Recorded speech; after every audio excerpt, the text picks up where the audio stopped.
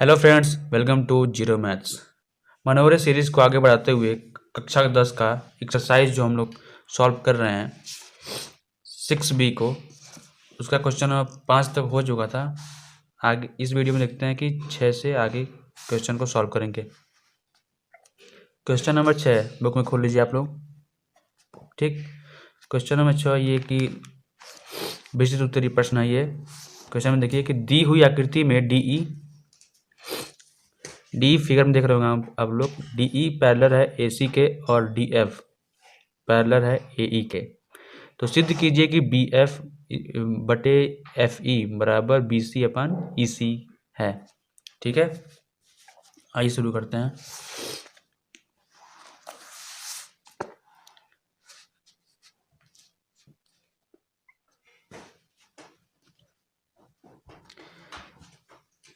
कह रहा है कि ये त्रिभुज है, ठीक, ये इसके पैरेलल है, ठीक है, और ये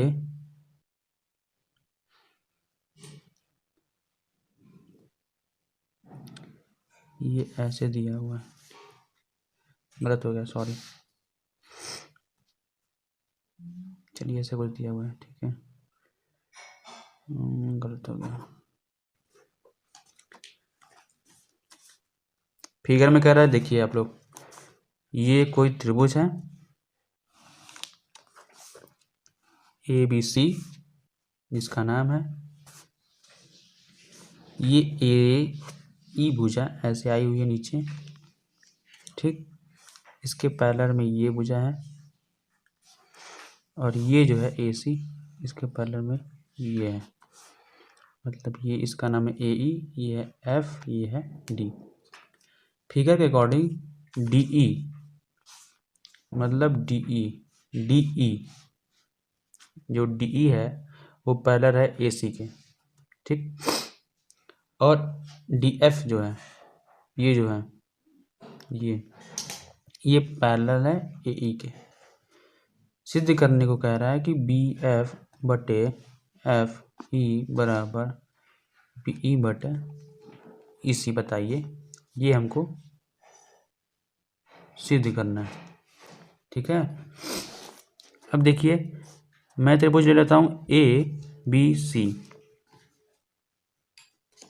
त्रिभुज ABC में ABC में जो AC भुजा है उसके पैरेलल में कौन सी भुजा है? DE भुजा। DE भुजा है इसके पैरेलल में, तो यहाँ पे कंडीशन बन जाएगा थेल्स के अकॉर्डिंग, क्या बन जाएगा, B जो शीर्ष है वहाँ से एक तरफ चल लेंगे आप, BD बटे BA बराबर त्रिभुज ABC में BD बटे BA, BD बटे BA बराबर कितना हो जाएगा, BE। ध्यान देखिए DE इसके पैरेलल है AC के, तो यहाँ से चलेंगे BD बटे BA बराबर हो जाएगा BE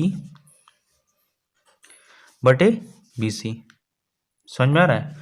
त्रिभुज है ABC, AC के पैरेलल है DE, यहाँ से चलेंगे BD तक, उसके बाद चलेंगे BA तक, बराबर होगा BE तक, उसके बराबर BC तक। ठीक है, ये हो जाएगा समीकरण नंबर 1। अब देखेंगे त्रिभुज ABE में, त्रिभुज ABE में, ठीक, ABE में आप जब देखोगे तो होगा कि BD, अब देखेंगे त्रिभुज ABE में, ध्यान से देखिए ABE में जो AE है इसके पैरेलल है DF, जो AE है, अब यहाँ से ही चलेंगे B से ही चलेंगे, क्योंकि ABE में तीसरी भुजा कौन सी है, AE के पैरेलल है DF, तो यहाँ से E जो शीर्ष होगा इसका आप लोग लेके चलेंगे थेल्स के अकॉर्डिंग, तो यहाँ पे देगा क्या, ये देगा BD अपॉन BA बराबर हो जाएगा BF अपॉन BE। यहाँ से चलेंगे BD बटे BA बराबर दूसरे तरफ आ जाएंगे आप BF अपन BE। ठीक है, ये हो जाएगा समीकरण नंबर 2। अब ध्यान से देखिए समीकरण 1 और 2 को, बी ई अपान बी सी, देखिए बी डी अपान बी ए इधर भी है और बी डी अपान बी ए इधर भी है।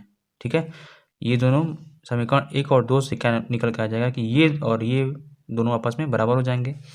तो हो जाएगा कि समीकरण 1 और 2 से हो जाएगा क्या हमारा कि बी ई अपान बी सी बराबर हो जाएगा बी एफ अपान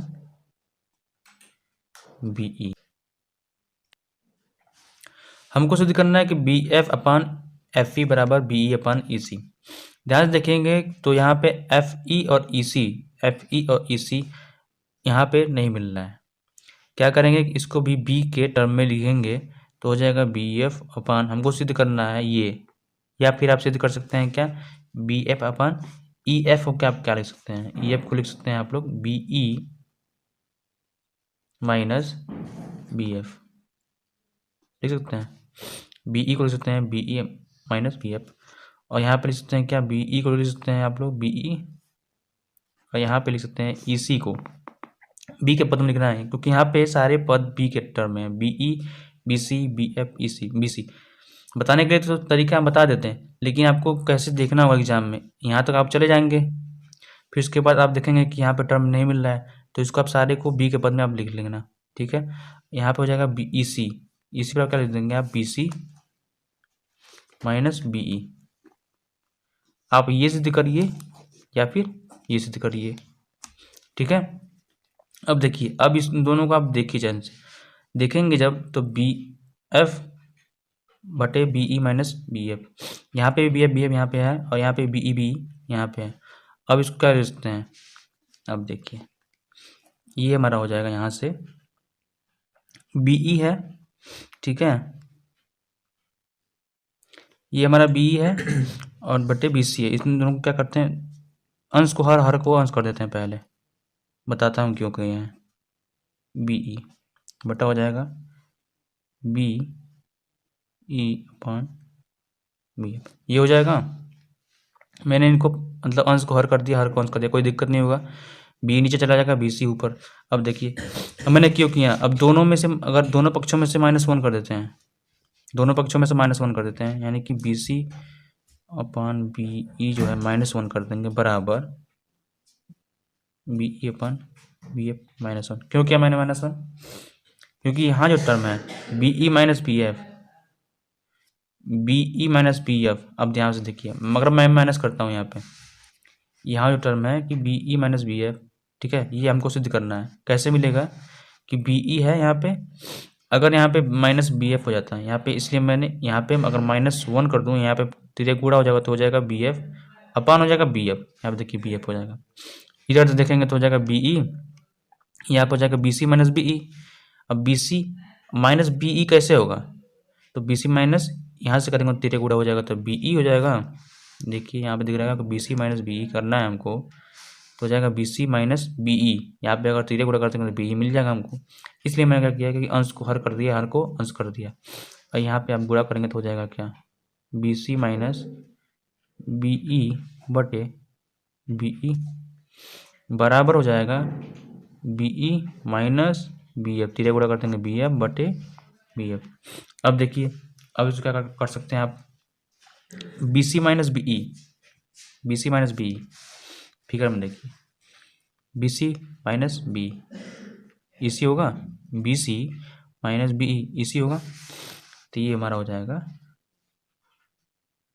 ई सी बटे ये हो जाएगा हमारा बी ई बराबर हो जाएगा हमारा B E minus B F. Figure में देखिए B E minus B F, ये हो जाएगा हमारा ई एफ, ये हमारा हो जाएगा ई एफ बटा हो जाएगा बी एफ। इसका आप स्थानांतरण कर देंगे या फिर अंश को हर कर दीजिए, हर को अंश कर दीजिए, आपका जो सूत्र प्रूव करना था वो आपको मिल जाएगा। तो आप इसको कर देंगे बी ई बटा ई सी बराबर बी एफ का ई एफ। ये आपको सिर्फ समझाने के लिए अंश को हर किया, हर को अंश कर दिया, फिर -1 करके अंश को हर कर दिया, फिर मतलब एज इट इज जो आपको सिद्ध करना था वो आपको लाने के लिए मैंने सब किया। आप ऐसे नॉर्मली भी सिद्ध कर सकते थे। ठीक है, ये आपको सिद्ध करना था बी ई अपान ई सी बराबर बी एफ अपन ई एफ, हो जाएगा हमारा प्रूफ। नेक्स्ट क्वेश्चन देखते हैं।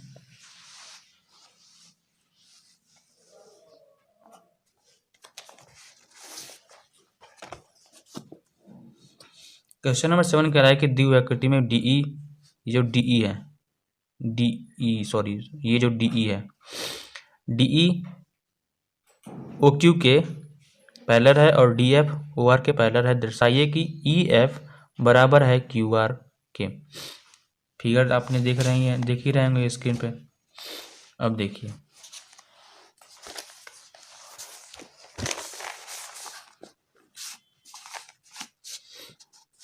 फिगर को देखते रहिए और समझते रहिए। यही फिगर है हमारा, ठीक। ये दिया है ओ यहाँ पे, ये दिया है हमारा ई एफ, ये दिया है कहीं डी, ये दिया है पी, ये दिया है क्यू, ये दिया है आर, ठीक है। हमको दिया है कि डीई पैरेलल है ओ क्यू के, डीई पैरेलल है ओ क्यू के, और ये जो है डी एफ ये पैरेलल है इसके, ठीक है। आप ले लेंगे त्रिभुज P O Q, P O Q में, पी ओ क्यू में आप जब लेंगे, यहाँ पे थेल्स प्रमेय, थेल्स प्रमेय इस चैप्टर को सॉल्व करने के लिए बहुत ज़्यादा इंपॉर्टेंट है। तो यहाँ पर सीधे से थेल्स प्रमेय लगेगा, हो जाएगा पीई अपन पी क्यू बराबर पीडी, सॉरी पीडी अपान हो जाएगा पी ओ, हो जाएगा।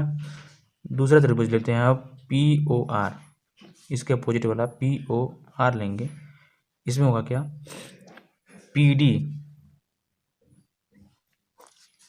पी डी ये इसके पैरेलल है।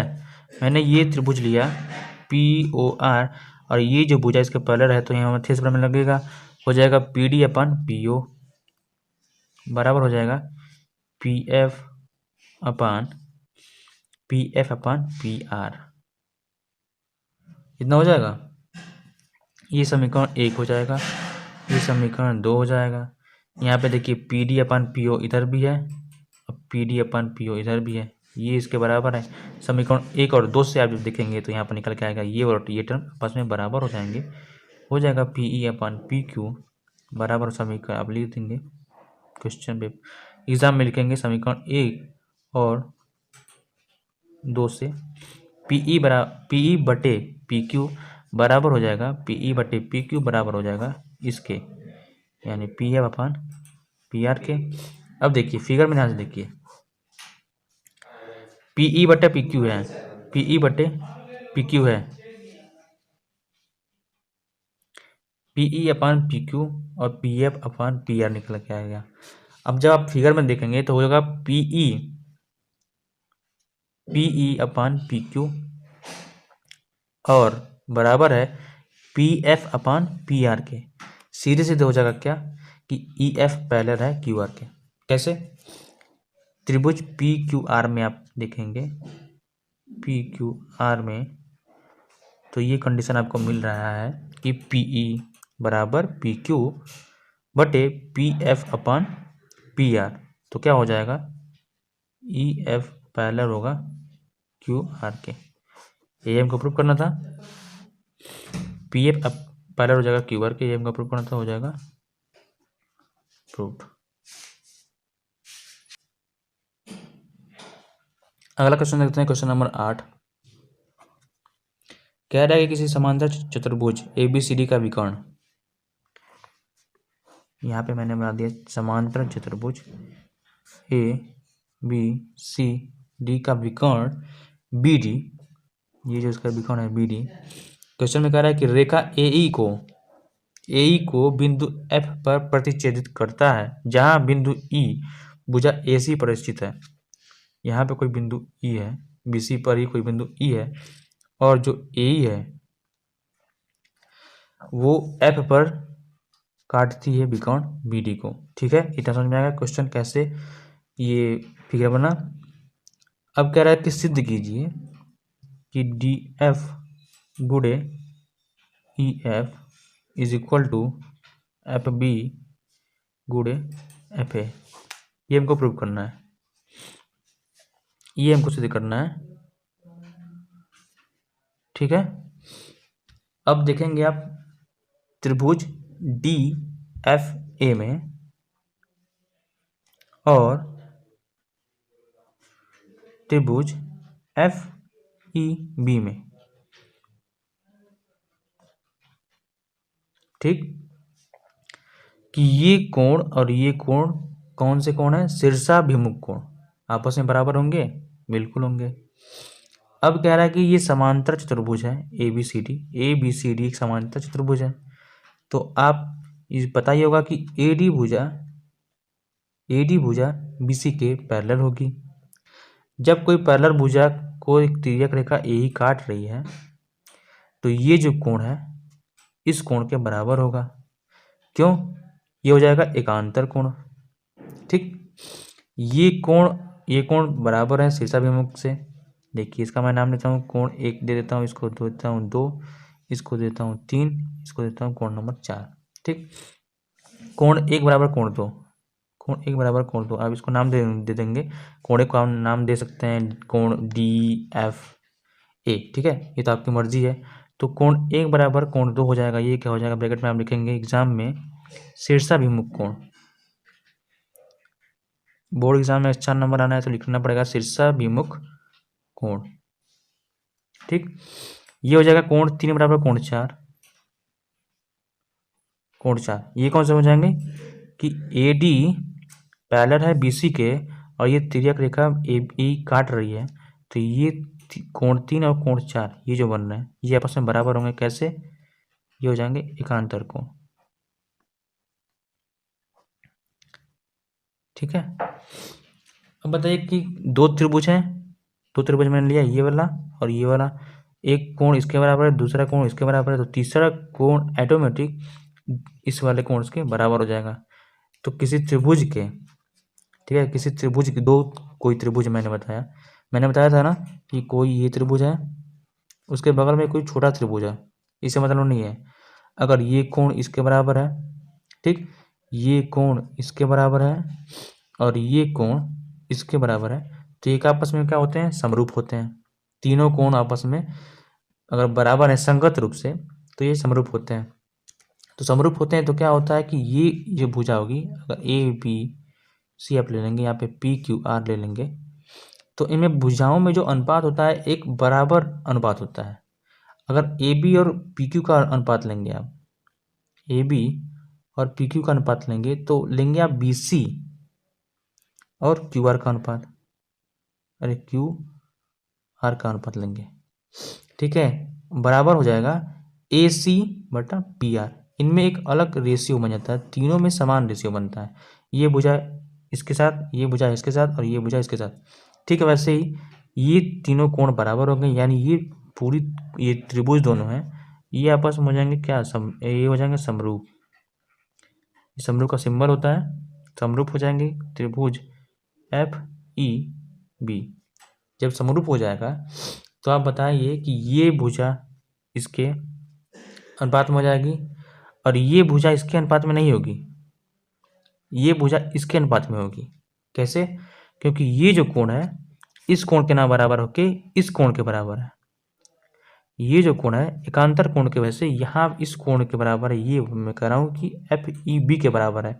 तो ये भुजा इस भुजा के अनुपात में लेंगे तो यहाँ पे निकल रहा है कि क्या कि A F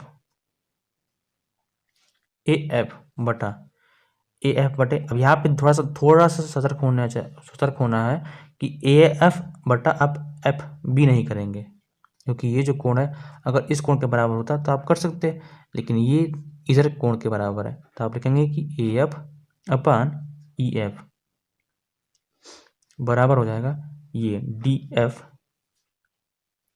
upon F B. यहाँ पे फेसबुक नहीं है, ठीक है, एफ बी हो जाएगा और यहाँ पे त्रिज्या गुणा करेंगे तो हो जाएगा क्या आपका? देखिए डी एफ गुणे ई एफ बराबर एफ बी गुणे एफ है। यहाँ पे आप जब तृतीय गुणा कर देंगे तो जो आपको प्रूव करना है वो आपको निकल के आ जाएगा। गुणा कर देंगे ए एफ गुणे एफ बी, ए एफ गुणे एफ बी बराबर हो जाएगा ई एफ गुणे डी एफ। ये हमको प्रूव करना था, हो जाएगा प्रूव। वीडियो को आप लाइक कर दिया करिए अगर आपको पसंद आया तो, और चैनल को सब्सक्राइब कर दीजिए और कमेंट किया करिए अगर अच्छा लगा हो तो, और कुछ डाउट हो तो उसको पूछ लिया करिए। कमेंट सेक्शन में आप कमेंट करा करिए, ठीक है।